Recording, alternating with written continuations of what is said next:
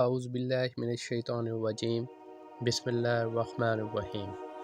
رسول اللہ صلی اللہ علیہ وآلہ وسلم نزول قرآن کے وقت بہت سختی محسوس فرمایا کرتے تھے، اور اس کی علامتوں میں سے ایک یہ تھی کہ یاد کرنے کے لیے آپ اپنے ہونٹوں کو ہلاتے تھے۔ ابن عباس رضی اللہ عنہ نے کہا، میں اپنے ہونٹ ہلاتا ہوں جس طرح آپ ہلاتے تھے۔ سعید کہتے ہیں، میں بھی اپنے ہونٹ ہلاتا ہوں جس طرح ابن عباس رضی اللہ عنہ کو میں نے ہلاتے دیکھا۔ پھر انہوں نے اپنے ہونٹ ہلائے۔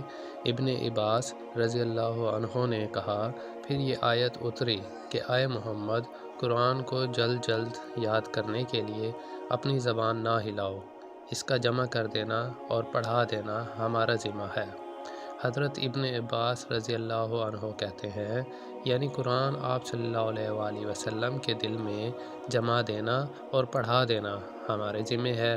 پھر جب ہم پڑھ چکیں تو اس پڑھے ہوئے کی اتباع کرو۔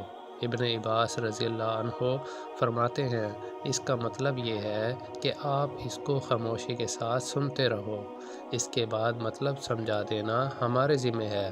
پھر یقیناً یہ ہماری ذمہ داری ہے کہ آپ اس کو پڑھو، یعنی اس کو محفوظ کر سکو۔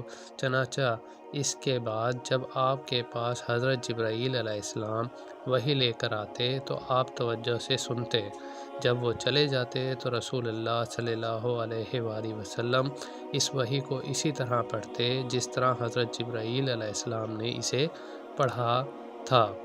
صحیح بخاری حدیث نمبر 5۔